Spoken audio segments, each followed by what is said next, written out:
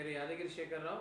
ముఖ్యంగా ఈరోజు voice of భగవద్గీతకు స్వాగతం సుస్వాగతం, వారికి వందనాలు తెలియజేస్తూ, ముఖ్యంగా భగవద్గీతను ప్రచారంలో భాగంగా భారతదేశమంతా ప్రపంచమంతా కూడా ఈ వాయిస్ ఆఫ్ భగవద్గీత ప్రతి ఒక్కరికి మానవ నిర్మాణం ఎలా ఉంది, మానవుడు ఎలా బ్రతకాలి, అసలు ఎందుకోసం బ్రతుకుతున్నాడు, ఈ సమాజంలో ఎలా ఉండాలి, ఇతరులతో ఎలా ఉండాలి, తన కోపమే తనకు శత్రువు, తను ఇంట్లో కాకుండా బయట వారితో కూడా ఎలా మెదగాలి, ఎలా ఎదగాలి అనే అంశాన్ని ఈ భగవద్గీత ద్వారా తెలుస్తూ ఉంది.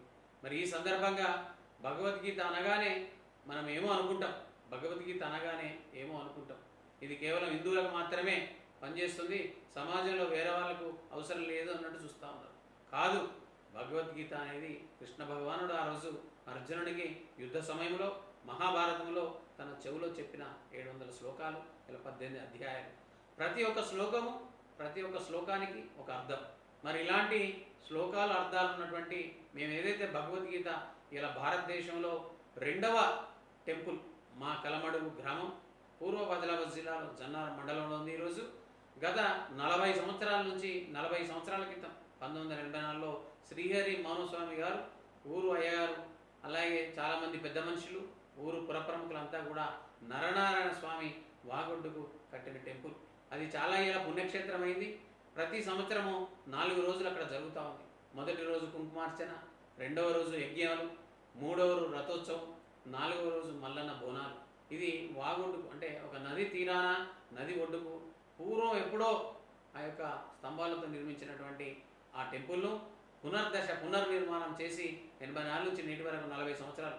గత సంవత్సరం మొన్ననే ఫిబ్రవరిలో నేను ఆ జాతరకు వెళ్ళిన సందర్భంలో ఆ ఊరిలో ఉన్న దాదాపు 3000 మందికి అన్నదాన కార్యక్రమం, అక్కడ యజ్ఞంలో కూడా కూర్చునడం జరిగింది. మన ఫిబ్రవరి 21, 22, 24 వరకు 4 రోజులు జరిగింది.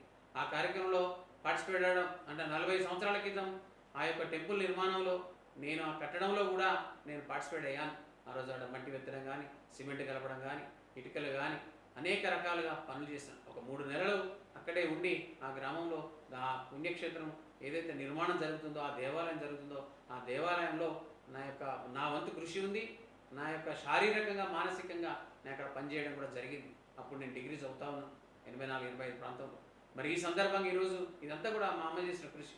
మా అమ్మ నాకు చాలా ఇప్పటికీ కూడా తను పారాయణం చేస్తూ ఉంది. ఇప్పటికి కూడా ఆ గీత పట్ల ఆకర్షితులై ఉంది. ప్రతిరోజు పారాయణం చేస్తూ ఉంటుంది, ఆ కృష్ణ భగవాను వేడుకుంటూ ఉంటుంది. రెగ్యులర్గా ప్రతి జాతరలో కూడా ఇప్పటి వరకు కూడా తప్పకుండా పార్టిసిపేట్ అవుతూ ఉంటుంది. అక్కడ ఉన్న ప్రజలంతా కూడా ఎక్కడెక్కడో ఉన్నారు, వివిధ ప్రాంతాల్లో ఉన్న వాళ్ళందరూ కూడా ఆ యొక్క ఈ 4 రోజుల కార్యక్రమంలో ఆ గ్రామానికి వెళ్ళి చుట్టాలు బంధువులను తీసుకుని వెళ్ళి ఆ జాతరలో పార్టిసిపేట్ చేయడం అనేది ముఖ్య అంశం. మరి ఇలా భగవద్గీతను ఒక మారుమూల ప్రాంతంలో భారతదేశంలోనే నెంబర్ 2 టెంపుల్గా ఆవిష్కరింపబడ్డది. మరి అలాంటి టెంపుల్ను అందరూ సందర్శించుకోవాల్సిందిగా కూడా కోరుతా ఉన్నాను, పుర ప్రముఖులు కానీ ఇతర పెద్దలను కానీ. ఈరోజు ప్రభుత్వం కూడా దానికి అనేక సౌకర్యాలు కూడా కల్పిస్తూ ఉంది. ఇంకా కూడా ఆ యొక్క టెంపుల్ నిర్మాణం ముందు ఇంకా అంటే అది అనేక అంశాల పట్ల కూడా దీన్ని ముందు తీసుకెళ్లాల్సిన బాధ్యత ఆ గ్రామ ప్రజలకు ఉన్నది, అట్లాగే చుట్టుపక్కల గ్రామాలకు ఉన్నది, ప్రభుత్వ పెద్దలకు ఉన్నది. ప్రభుత్వం కూడా దీన్ని ముందు తీసుకెళ్లాల్సిన అవసరం ఉందని కూడా తెలియజేస్తా ఉన్నాను. ముఖ్యంగా భగవద్గీత చదవడంలో మనిషి లోపల ఆ తాత్పర్యం, మనిషి లోపల ఓపిక, సహనం, సంస్కారం, సంస్కృతి, నేర్పు, ఓర్పు ఇవన్నీ కూడా వస్తూ ఉంటాయి. భగవద్గీత ఒకటే చెప్తుంది, ఏది నీది కాదు, ఎందుకొరకు నువ్వు వెళ్తా ఉన్నావు, ఎందుకొరకు నువ్వు ముందుకెళ్తా ఉన్నావు, ప్రతిదీ కూడా తీసుకురా. అంటే మనం జన్మ ఏదైతే వస్తూ ఉందో, జన్మ వచ్చినప్పుడు ఏమీ తీసుకురాలేదు, పొంగ కూడా ఏమీ రాదు అనేదే నేర్పుతుంది. కాబట్టి అంటే ఇతరుల పట్ల ఏదైతే అంటే కష్ట సుఖాలు కానీ ఇతరుల యొక్క అంశాల పట్ల ఇతరులతో మేలికగా ఉండే విధంగా నేర్పుతూ ఉంటుంది. ఇతరులను ఇబ్బంది పెట్టకుండా, ఇతరులను అంటే బాధ పెట్టకుండా ఆ అంశాన్ని కూడా నేర్పుతూ ఉంటుంది భగవద్గీత. మనము ఇతరులను ఎప్పుడైతే దగ్గరకు చూసుకుంటామో, ఇతరులను ఎప్పుడైతే మన యొక్క సభ్యులుగా చూసుకుంటామో, అప్పుడే ఆ భగవద్గీత తాత్పర్యం కానీ ఆ భగవద్గీత అంటే ఏదైతే శ్లోకాలు కానీ నేర్చుకుంటే దాన్ని ఇంప్లిమెంట్ కనుక చేసినట్లయితే ప్రపంచమంతా కూడా ప్రశాంతంగా శాంతిగా ఉంటుందని, శాంతియుతంగా ఉండడం కోసమే ఇది నేర్పుతోంది. అలా యుద్ధాలు కానీ, మారణ హోమాలు కానీ, అనేక రకాలుగా ఒకరినొకరు తిట్టుకోవడం కానీ, ఒకరినొకరు చంపుకోవడం కానీ, ఒకరి వస్తువులను ఒకరు దొంగతనం చేయడం కానీ, ఈ రక్తపాతం అనేది ఉండకూడదు అనేదే భగవద్గీత నేర్పుతూ ఉంటుంది. కాబట్టి భగవద్గీతలో ఎప్పుడు కూడా ఒకే అంశం చెప్తూ ఉంటుంది, ఏది నీది కాదు, నీయల్ల ఎవరిదో, నేడు ఎవరిదో, రేపు ఎవరిదో, దాని వరకు మనం ప్రాకులాడకూడదు. కాబట్టి ఆస్తులు, అంతస్తులు, సంపాదన ముఖ్యం కాదు, మానవత్వం ముఖ్యం, దైవత్వం ముఖ్యం.